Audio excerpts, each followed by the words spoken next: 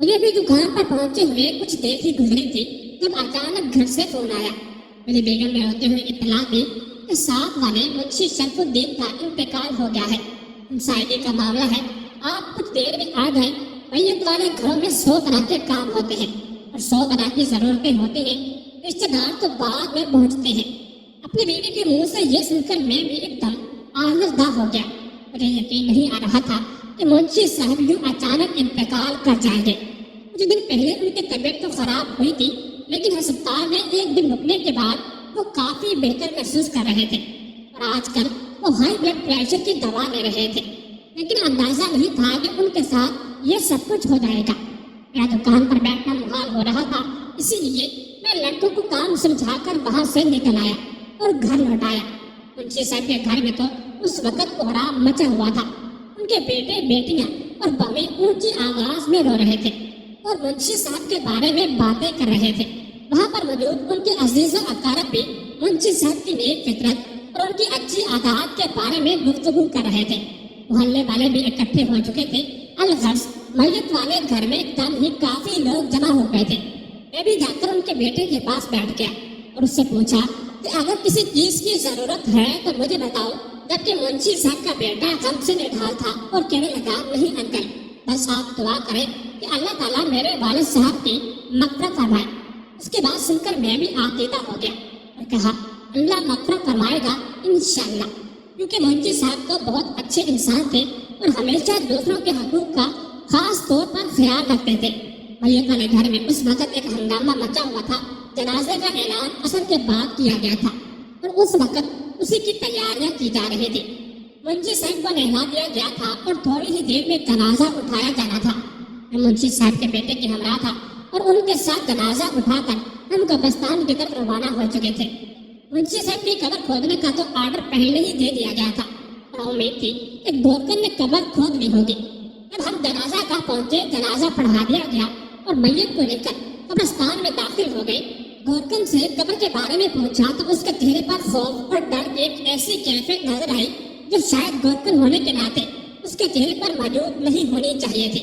अभी कहने लगा, जनाब, मैंने कब्र खोदी थी, लेकिन उसके अंदर इतने बड़े बड़े सांप और बिच्छू नजर आ रहे थे कि बेसाख्ता डर कर मैंने उस कब्र को दोबारा बंद कर दिया। मैं नहीं जानता ये क्या हुआ है, लेकिन अब मैं आपके सामने ही दूसरी कब्र खोदूंगा, क्योंकि उसके बाद मेरी तबीयत खराब हो गई थी।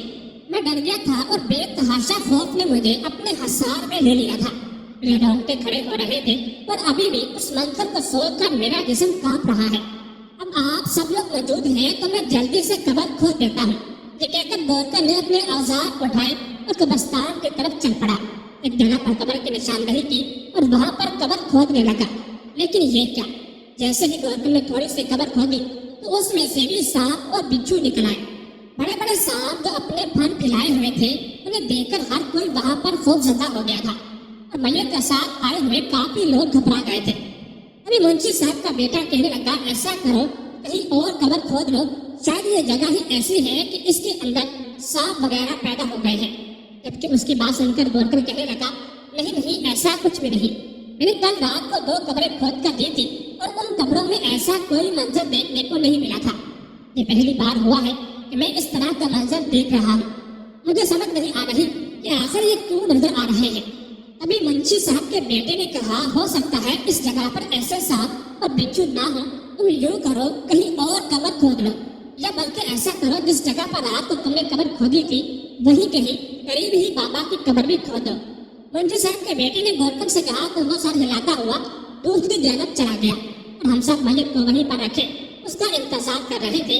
लेकिन अभी थोड़ी देर ही गुजरी थी जब गोरकन की चिल्लाती हुई आवाज सुनाई दी, भाई साहब, यहाँ पर भी बहुत सांप है।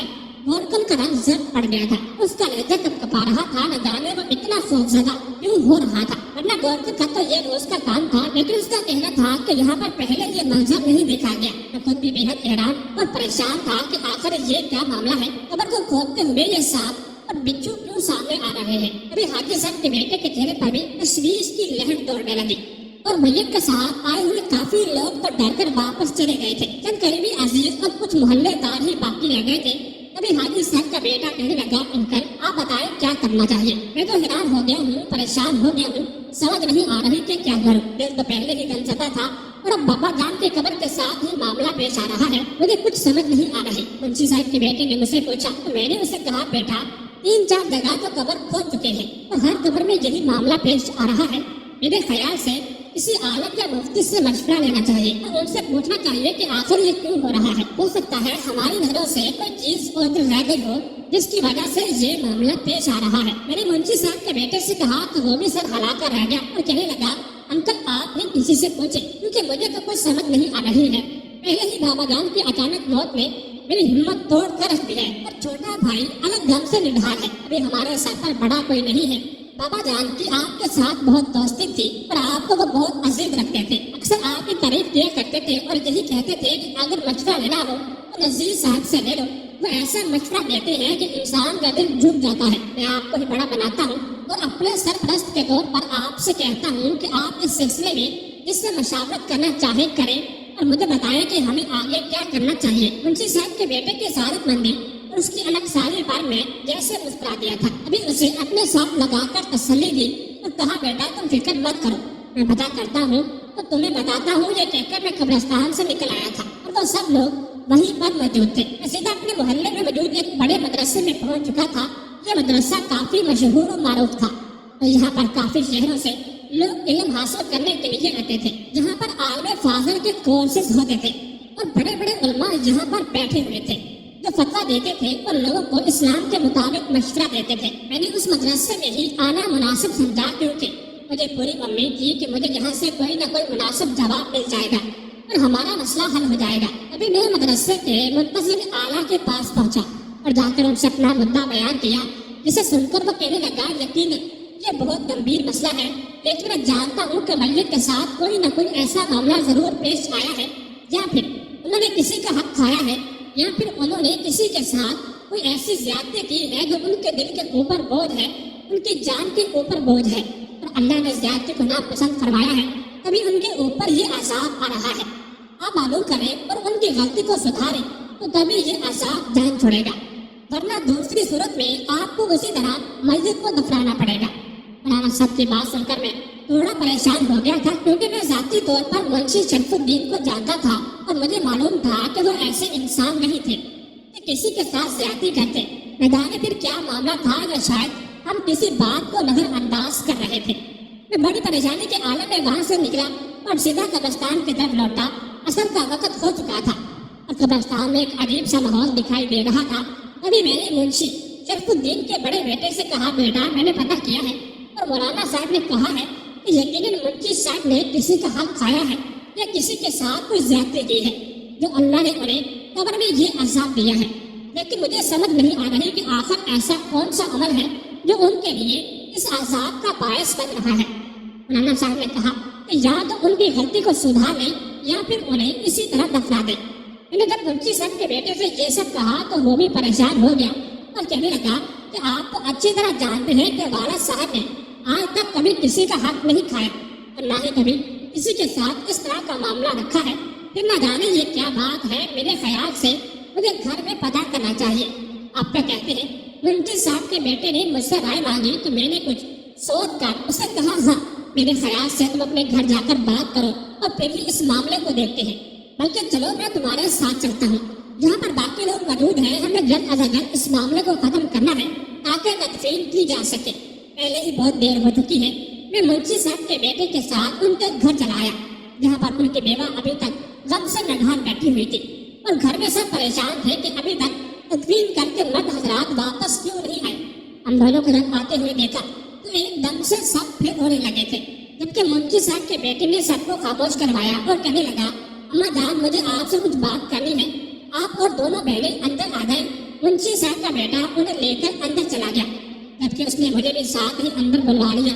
तभी मैंने मुख्तसर अल्फाज में मौलाना साहब ने जो कुछ मुझे बताया और जो कुछ कब्र के हालात थे वो सब कुछ उन्हें बता दिया, जिसे सुनकर हम सब बेहद परेशान हो गए और उनके चेहरे पर वाज़ेह तौर पर एक परेशानी और खौफ दिखाई दे रहा था। तभी मुंशी साहब की बेगम कहने लगी, अब क्या होगा? अब अगर ये मामला इसी तरह रहा तो हम कैसे तदफीन करेंगे? मुंशी साहब की बेगम ने परेशानी से कहा, جبکہ میں نے انہیں کہا بہن جی آپ دیکھیں آخر ایسا کون سا عمل تھا منشی صاحب کا جو ان کے اوپر بھاری پڑ گیا اور قبر کا عذاب ان کے ساتھ پیش آ رہا ہے. کچھ تو سوچے, کچھ تو یاد کرے, آخر کوئی تو معاملہ ہوگا. منشی صاحب کے ساتھ ایسا کوئی تو گناہ جڑا ہوا ہے جو انہیں قبر میں اس حد تک لے گیا ہے. منشی صاحب کے بیگم نے کچھ سوچتے ہوئے نفی میں سر ہلایا اور کہنے لگی مجھے تو ایسا کوئی معاملہ یاد نہیں ہے. میں نہیں جانتی, اگر ان کے ذات کے ساتھ کوئی عمل جڑا بھی ہے تو مجھے اس کے بارے میں کوئی خبر نہیں ہے.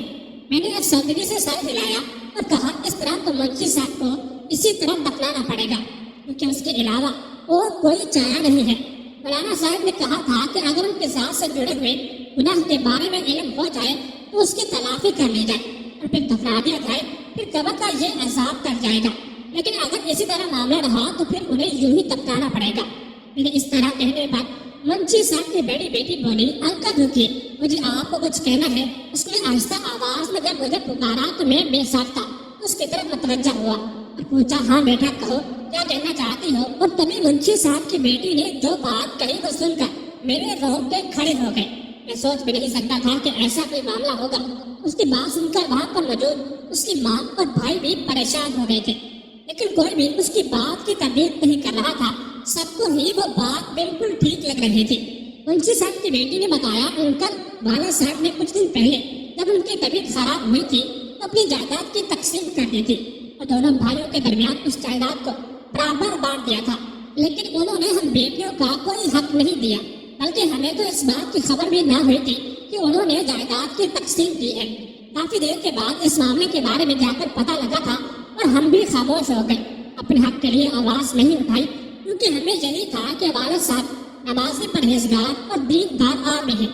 انہوں نے تمام پہلو کو دیکھتے ہوئے ہی یہ فیصلہ کیا ہوگا. حالانکہ شریعت نے ہمیں حق دیا ہوا ہے, لیکن ہم نے بابا کے فیصلے کے خلاف کوئی احتجاج نہیں کیا تھا. اب آپ کے منہ سے جب یہ قبر کے معاملات کا سنا ہے تو نہ جانے کیوں میرا دل کہہ رہا ہے کہ والد صاحب کی اس غیر منصفانہ تقسیم کے نتیجے میں ہی ان کے ساتھ یہ عذاب پیش آ رہا ہے, ورنہ اس کے علاوہ وہ کوئی بات نہیں ہے جو قابل گرفت ہو. والد صاحب نے ہمیشہ ہم سب کا حق ادا کیا ہے. یہ پہلی بات ہے کہ انہوں نے جائیداد کی تقسیم کرتے ہوئے غیر منصفانہ فیصلہ کیا اور بھائیوں کو ان کا حق دے دیا, جبکہ ہم بیٹیوں کو انہوں نے پوچھنا تو دور بتانا بھی گوارا نہیں کیا. ہم اپنی مرضی سے یہ دونوں کو جائیداد چھوڑ دیتے اگر وہ ہم سے پوچھتے, لیکن انہوں نے پوچھا بھی نہیں اور ہم نے بھی اپنے ہونٹ سی لیے اور والد صاحب کے سامنے احتجاج نہیں کیا کہ کہیں وہ یہ نہ سمجھے کہ ہمیں رشتے عزیز نہیں ہے بلکہ ہم لالچی ہیں. یہ سوچ کر ہم بیٹے خاموش ہو گئی. یہ کہہ کر منشی صاحب کی بیٹی پھوٹ پھوٹ کر رونے لگی, جبکہ منشی صاحب کی بیوہ اور ان کا بیٹا بھی خاموشی سے بیٹھے ہوئے تھے. اس بات کی تصدیق کر رہا تھا کہ واقعی منشی صاحب کی بیٹی نے جو بھی معاملہ کہا ہے وہ سب صحیح ہے. ابھی میں بھی خاموش ہو گیا. سمجھ نہیں آ رہی تھی کہ اب کیا کروں. یہ تو ان کا گھریلو اور ذاتی معاملہ تھا اور لڑکے اب نہ جانے اپنی جائیداد کی تقسیم اس طرح سے کرتے جیسے شریعت نے کہا ہے یا نہیں. میں اس طرح کے معاملے میں الجھنا نہیں چاہتا تھا, اس لیے خاموش رہا. جبکہ منشی صاحب کا بیٹا کہنے لگا انکل آپ ہی بتائیں اب کیا کیا جائے. والد صاحب نے اپنی زندگی میں وہ جائیداد ہمیں دے دی, اب ہم اس میں سے اپنی بہنوں کا حصہ دیں یا پھر انہیں منع کر دیں.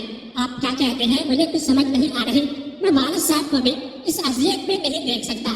ابھی تک ان کی تدفین نہیں ہوئی ہے, اتنے گھنٹے گزر چکے ہیں اور معاملہ جو کا تو ہے. منشی صاحب کا بیٹا بھی پریشان تھا. تبھی میں نے اپنے اوپر بات نہ لیتے ہوئے اسے کہا ایسا کہتے ہیں کہ دوبارہ ایک بار مولانا صاحب کے پاس چلتے ہیں اور ان سے جا کر بات کرتے ہیں, ہو سکتا ہے کوئی حل نکل آئے. مولانا صاحب جو کچھ بتائیں گے ہم پھر ویسے ہی کر لیں گے. میں نے منشی صاحب کے بیٹے کو کہا تھا, وہ فوراً رضامند ہو گیا اور کہنے لگا بالکل مولانا صاحب جو کہتے ہیں ہم اسی کے مطابق ہی کریں گے, آپ میرے ساتھ چلیں. میں منشی صاحب کے بیٹے کے ساتھ دوبارہ سے اسی مدرسے میں چلا آیا. اسی مولانا صاحب سے دوبارہ ملاقات کی اور منشی صاحب کے ساتھ جو معاملہ پیش آ رہا تھا اس کے بارے میں بات کرتے ہوئے انہیں بتایا کہ انہوں نے جائیداد کی تقسیم منصفانہ نہیں کی تھی, بلکہ بیٹیوں کو ان کا حق نہیں دیا تھا. انہوں نے بیٹیوں کو ان کے حق سے محروم رکھتے ہوئے بیٹوں کے درمیان جائیداد بانٹ دی تھی. ابھی مولانا صاحب کہنے لگے یہ انہوں نے بہت غلط کیا ہے. اسلام اور شریعت جس بات کی اجازت دیتے ہیں اور جس بات پر زیادہ زور دیتے ہیں ہم اکثر انہیں معاملات میں کوتاہی کر جاتے ہیں. بے شک وہ بہت دیندار آدمی تھے, نماز پڑھنے والے تھے, برے کام سے پرہیز کرتے تھے, لیکن جاتے جاتے اپنی بیٹیوں کا حق کھا گئے. اور یہی وجہ ہے کہ ان کے ساتھ یہ معاملات پیش آ رہے ہیں۔ اب چونکہ وہ اپنی زندگی میں بیٹوں کے نام جائیداد کر رہے تھے، اب ان کی روح کے اوپر اس بات کا بوجھ ہے، اب ایسا کرے کہ ان کی بیٹیوں سے بات کرے اور انہیں کہے کہ اپنے والد کو اس عمل کے لیے معاف فرما دے۔ ہو سکتا ہے ان کی بیٹیوں کی معافی ان کے والد کے لیے آسانی بن جائے، ورنہ پھر آپ اسی طرح ان کی تدفین کر دیں۔ اللہ تعالیٰ ان کے اگلے معاملات کو آسان فرمائے اور ان کی اگلی منزلوں کو آسانی سے طے کرنے کی توفیق دے۔ مولانا صاحب نے بہت انداز میں بات ختم کی تو مفتی صاحب کا بیٹا گہری سوچ میں مبتلا ہو گیا۔ ہم دونوں واپس گھر چلے آئے اور گھر آ کر منشی صاحب کی بیٹیوں کے ساتھ ساری بات چیت کی، جسے سن کر وہ بھی حیران رہ گئی اور تبھی کہنے لگی ہمیں اب جائیداد میں سے کچھ بھی نہیں چاہیے، کیونکہ والد صاحب نے اپنی زندگی میں ہمیں ہمارا حق نہیں دیا، تو ہم اب ان کے مرنے کے بعد اپنے بھائیوں کے حق میں سے وہ حق نہیں لے سکتے۔ ہمیں اپنے بھائی عزیز ہیں، ہم بعد میں بھی ان سے ملتے رہنا چاہتے ہیں، اسی وجہ سے اب ہم جائیداد کی طرف نظر نہیں رکھ رہے، ہم اپنے والد کو ان کے اس غیر منصفانہ فعل کے لیے معاف کرتے ہیں۔ میرا اللہ بھی انہیں معاف کرے۔ منشی صاحب کی بیٹیوں نے جب والد کے لیے عام معافی کا اعلان کر دیا تو ہمارے دل سے بھی جیسے بھاری بوجھ اتر گیا تھا۔ ہم دونوں پھر واپس قبرستان لوٹے، رات کے 9 بج چکے تھے اور عصر کے وقت سے لے کر اب تک میت یوں ہی رکھی ہوئی تھی۔ تبھی ہم نے فوراً جا کر ایک نئی قبر کھدوائی۔ شکر ہے کہ اب اس کے اندر نہ تو کوئی سانپ بچھو تھے اور نہ ہی کوئی اور کیڑا مکوڑا تھا۔ قبر کھودنے کے فوراً بعد ہی ہم نے تدفین کی اور مٹی کو برابر کرتے ہوئے منشی صاحب کے لیے سب نے وہاں پر کھڑے ہو کر ڈھیروں ڈھیر دعائیں کی۔ ہر کوئی جانتا تھا کہ منشی صاحب اپنی جان پر ایک بوجھ لے کر گئے ہیں، لیکن شکر ہے ان کی بیٹیوں نے بروقت سمجھداری کا مظاہرہ کرتے ہوئے اپنے والد کو معاف کر دیا اور ان کی مغفرت اور آخرت کی آسانی کے لیے دعا بھی کی۔ قبرستان سے جب ہم واپس لوٹے تو میرا دل بہت بوجھل تھا۔ میں اب کافی تھک چکا تھا کیونکہ سارا دن منشی شرف الدین کے انتقال اور ان کی تدفین وغیرہ کے معاملات میں گزر چکا تھا۔ میں سیدھا گھر آ گیا، حالانکہ منشی صاحب کے بیٹے نے کہا بھی کہ انکل آپ میرے ساتھ چلیں، صبح سے میرے ساتھ لگے ہوئے ہیں، میں آپ کو کھانا کھلاتا ہوں، جبکہ مجھے یہ بالکل گوارا نہیں تھا کہ میں اپنے ہمسائے میں وہی میت میں سے کھانا کھاؤں۔ اسی لیے میں معذرت کرتا ہوا گھر واپس لوٹ آیا اور گھر آیا تو بیگم میری ہی منتظر بیٹھی ہوئی تھی۔ مجھے لگی کیا ہوا، کیا تدفین ہو گئی؟ میں نے گہرا سانس بھرا اور تھکے ہوئے انداز میں صوفے کے ساتھ ٹیک لگاتے ہوئے اپنی بیگم سے کہا ہاں بالکل تدفین ہو گئی۔ یہ بہت مشکل مرحلہ تھا، مجھے یقین نہیں آ رہا کہ ایسا بھی ہو سکتا ہے۔ میں سوچ میں نہیں سکتا تھا کہ منشی شرف الدین ہر معاملے میں اتنی باریکی کی نظر رکھے ہوئے تھے اور اس اتنے بڑے معاملے میں وہ کیسے چوک گئے، کیسے ان کے ذہن سے یہ بات نکل گئی کہ بیٹیوں کو بھی ان کا حق دینا ہے، یا شاید انہوں نے بیٹیوں کو واقعی پرایا دھن سمجھ کر انہیں ان کے حق سے محروم رکھا کہ انہیں کون سی ضرورت ہوگی۔ لیکن اسلام میں اس بات کے بارے میں بہت واضح احکامات ہیں اور ہم انہی احکامات کو نظر انداز کر کے اپنی آخرت کو مشکل بنا لیتے ہیں۔ میرے خیال سے منشی شرف الدین کو ایسا نہیں کرنا چاہیے تھا اور اللہ نے ان کے اس عمل کو انہیں کے لیے عبرت بنا دیا۔ نہ صرف ان کے لیے بلکہ ہم سب کے لیے بھی وہ ایک عبرت کا نشان بن گئے تھے۔ اور تو شکر ہے کہ بیٹیاں اپنے باپ کو معاف کر چکی ہیں، اسی وجہ سے تو ان کی تدفین ممکن ہوئی۔